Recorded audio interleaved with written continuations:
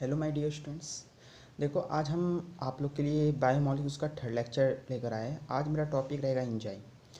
देखो enzyme biomolecules में बहुत इंपॉर्टेंट पार्ट्स को कवर करता है, ठीक है। और यहाँ इससे क्वेश्चन आपका कंटिन्यू रहता है, उसका मैकेनिज्म पे ये सब पर आपका क्वेश्चन रहेगा, पर इसका हर कुछ आप लोग को बेसिक से समझना होगा। देखो इंजाइम्स क्या होता है। देखो इंजाइम जो होता है ना, वो हमारे बॉडीज़ के अंदर प्रोड्यूस होने वाला एक बायोलॉजिकल कैटलिस्ट है, ठीक है। और ये इंजाइम जो होता है ना, बिल्कुल इनऑर्गेनिक कैटलिस्ट की तरह ही वर्क करता है। उसका वर्क एफिनिटी सब इनऑर्गेनिक कैटलिस्ट की तरह होता है, ठीक है। तो और देखो ये इंजाइम हम अभी बोले enzyme which are called biological catalyst. Biological catalyst कहने का मतलब है जो इंजाइम जो होता है ना, एक लिविंग सेल्स के अंदर प्रोड्यूस होता है, living cells of plants and animals के अंदर प्रोड्यूस होता है। और इंजाइम का काम क्या होता है, इंजाइम लिविंग सेल्स में के अंदर, लिविंग सेल्स के अंदर जितना भी तरह का केमिकल रिएक्शंस होता है ना, उसके रिएक्शन के रेट को इन्हेंस, उसको फास्ट कौन करवाता है, यही इंजाइम करवाता है। आ रहा समझ में। तो इंजाइम जो होता है ना, बिल्कुल एक कैटलिस्ट की तरह ही वर्क करता है।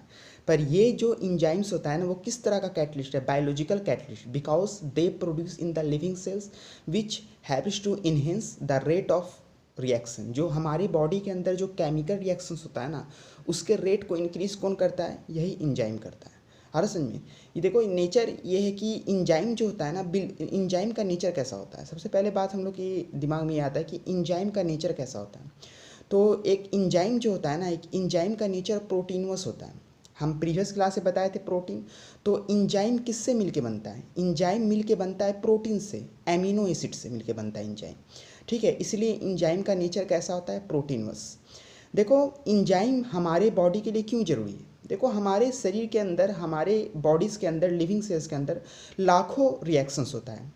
कार्बोहाइड्रेट्स का बनना, कार्बोहाइड्रेट्स का टूटना, प्रोटीन का डाइजेस्ट होना, फैट्स का टूटना, रिस्पिरेशन के दौरान जो भी रिएक्शन सब हो रहा है, जो भी कोई चीज़ टूट रहा है, कोई चीज़ बन रहा है, मेटाबॉलिज्म बन रहा है, टूट रहा है, ये सब चीज़ के लिए इसके रेट को, रिएक्शन ऑफ रेट को जो होता है ना, इन्हेंस, फास्ट करने के लिए कौन सा चीज़ का ज़रूरत पड़ता है, इसी इंजाइम का। ये इंजाइम क्या करता है, हमारे बॉडीज़ के अंदर जितना भी रेट ऑफ रिएक्शन हो रहा है उसको क्या करता है, इंक्रीज करता है। आ रहा समझ में।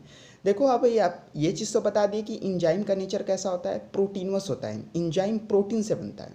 अब देखो इसका हम लोग सबसे इंपॉर्टेंट का चीज़ है कि इसका करेक्टरिस्टिक्स को पढ़ना, कि what are the important characteristics of enzyme.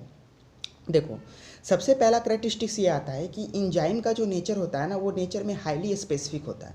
देखो इंजाइम के मोड ऑफ एक्शन को हाईली स्पेसिफिक क्यों कहा गया है, क्योंकि याद रखिएगा एक चीज़ कि एक इंजाइम जो होता है ना, वो एक ही टाइप के केमिकल रिएक्शन को कैरीड आउट करेगा।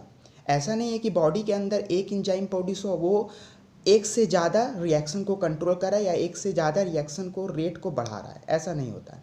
इंजाइम का जो एक्शन होता है, the one enzyme which act and control only one type of reaction. जैसे हमारे बॉडीज़ के अंदर प्रोड्यूस होता है पेप्सिन इंजाइम, तो पेप्सिन का जो काम है ना, वो पेप्सिन का काम है केवल प्रोटीन को डाइजेस्ट करने का। अब अगर सोचिए कि इस पेप्सिन से हम कार्बोहाइड्रेट, फैट्स, अदर चीज़ को डाइजेस्ट करें, which are impossible in nature, because the mode of action and mechanism of action of enzyme is highly specific, means one enzyme which act only one type of chemical reaction, which act only one type of substrates, ठीक है। अब देखो इसीलिए हम लोग enzyme के action को क्या कहते हैं, हम लोग हाईली स्पेसिफिक कहते हैं, ठीक है। देखो अभी हमें एक टर्म्स आपके सामने लाए, सबस्ट्रेट्स। सबस्ट्रेट्स क्या होता है, देखो इंजाइम जिस सब्सटेंस पर एक्ट करता है, इंजाइम जिस सब्सटेंस पर एक्ट करके रिएक्शन को प्रोसीड्स करता है, वो सारा सब्सटेंस मेरा होता है सबस्ट्रेट। जैसे प्रोटीन को डाइजेस्ट करना है, कार्बोहाइड्रेट को डाइजेस्ट करना है, फैट्स को तोड़ना है, मेटाबॉलिज्म को प्रोसीड्स करना, तो एक इंजाइम जिस सब्सटेंस पर एक्ट करे, मतलब the substance on which enzyme act which are called substrates. आ रहा है समझ में। और सबस्ट्रेट का जो होता है ना, एक एक्टिव साइट होता है।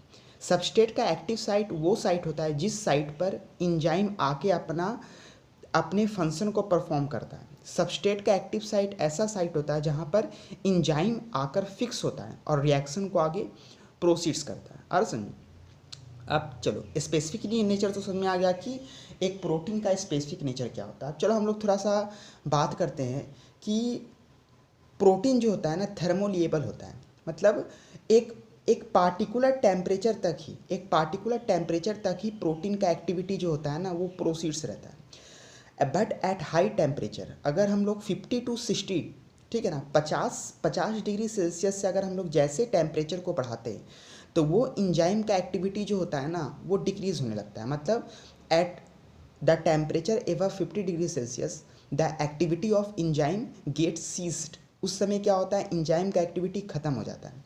इसके कारण, इसके पीछे कारण क्या है, देखिए आराम से सुनिएगा। एक इंजाइम जो होता है ना प्रोटीन से मिलके बनता है और प्रोटीन के अंदर प्रेजेंस होता है पेप्टाइड बॉन्ड। तो एक हाई टेम्परेचर, जब हम लोग हाई टेम्परेचर पे कोई चीज़ को प्रोसीड, एक इंजाइम को जब हम लोग हाई टेम्परेचर पे ले जाते हैं तो उस हाई टेम्परेचर पे मोर देन 50 डिग्री सेल्सियस वो पेप्टाइड बॉन्ड ही जाके क्या होता है, डिस्ट्रॉय हो जाता है।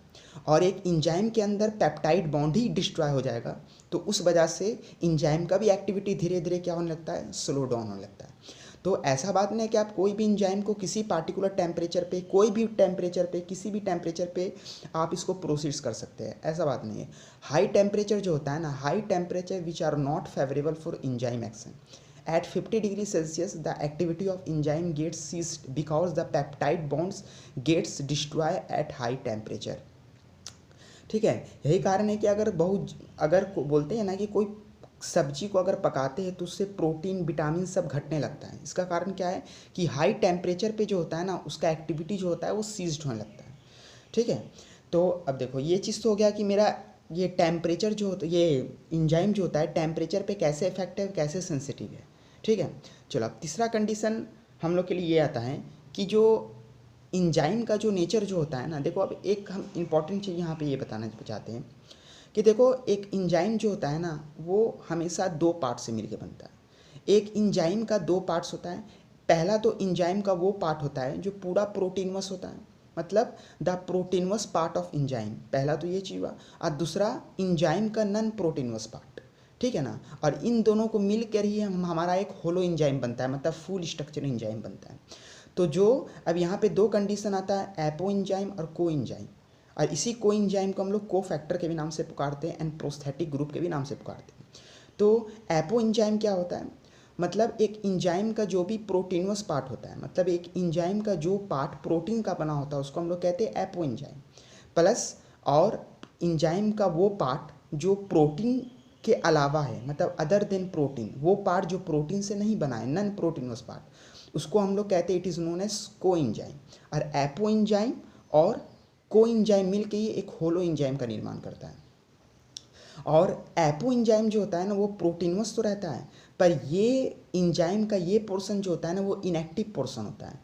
असल मेन पोर्शन कौन होता है, इंजाइम का जो नॉन प्रोटीनवस पार्ट है, को इंजाइम पार्ट जो होता है ना वो एक्चुअल में एक इंजाइम का एक्टिव पोर्शन होता है और जिसके थ्रू इंजाइम का जो रिएक्शन होता है ना प्रोसीड्स करता है।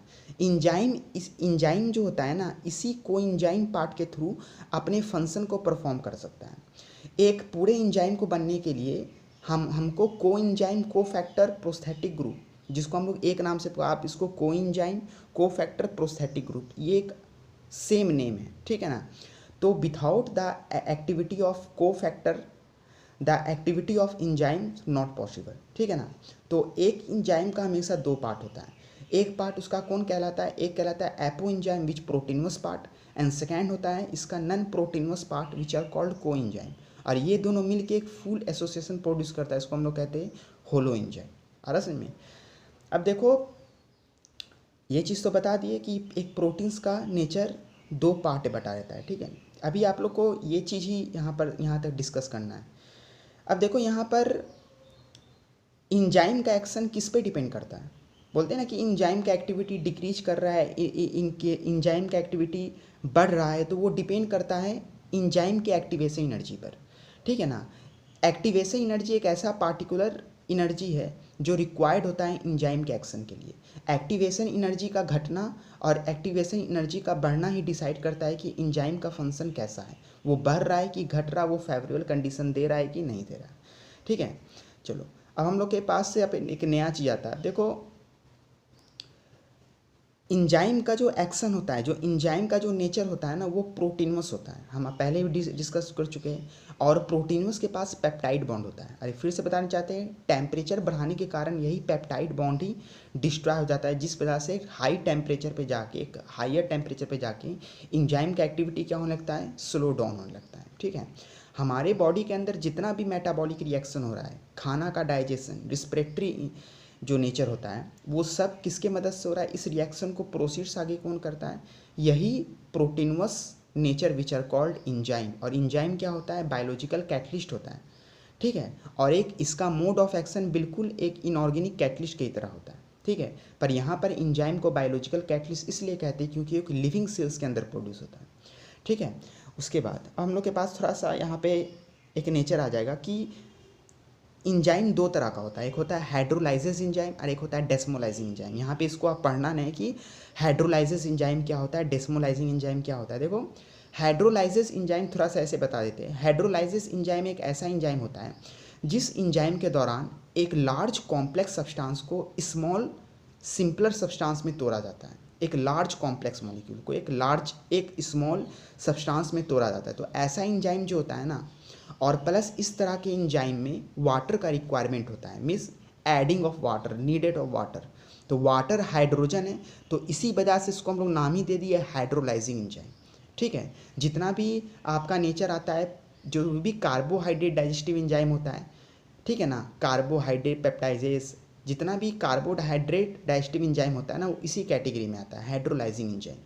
और सेकेंड कैटेगरी आता है डेस्मोलाइजिंग इंजाइम। जितना भी आपका रिस्पिरेटरी इंजाइम्स होता है ना, मतलब वो इंजाइम जो रिस्पिरेशन में हेल्प करता है, जैसे ट्रांसमिनेज, ऑक्सीडिरेक्टेज, ठीक है ना, NADP, ये सब जो इंजाइम्स होता है ना, NADPH रिडक्टेज, ये सब जितना भी इंजाइम होता है ना, वो रिस्पिरेशन इंक्लूडिंग होता है। ठीक है, और ऐसा कैटेगरी का इंजाइम कहलाता है मेरा डेस्मोलाइजिंग इंजाइम। ठीक है, तो ये चीज़ जो था ना, वो था मेरा टॉपिक इंजाइम के बारे में। ठीक है, आई थिंक, मैं सोचता हूँ कि ये चीज़ आपको बहुत हेल्प करेगा। तो ये एक छोटा सा ब्रीफ रिव्यू था मेरा, किसके लिए, it is called enzyme. Enzyme क्या होता है, उसका नेचर क्या होता है, इंजाइम का करैक्टरिस्टिक्स होता है, इंजाइम का एक्शन स्पेसिफिक कहने का क्या मतलब है, जो आज हम इस चीज़ को यहाँ पर डिस्कस किए। ठीक है, तो आई थिंक अब हम लोग नेक्स्ट क्लास में मिलेंगे, तब उस समय स्टार्ट करेंगे हम लोग स्ट्रक्चर ऑफ प्रोटीन, जो आप लोग के लिए इस साल 12 के लिए बहुत इंपॉर्टेंट है और आ भी सकता है।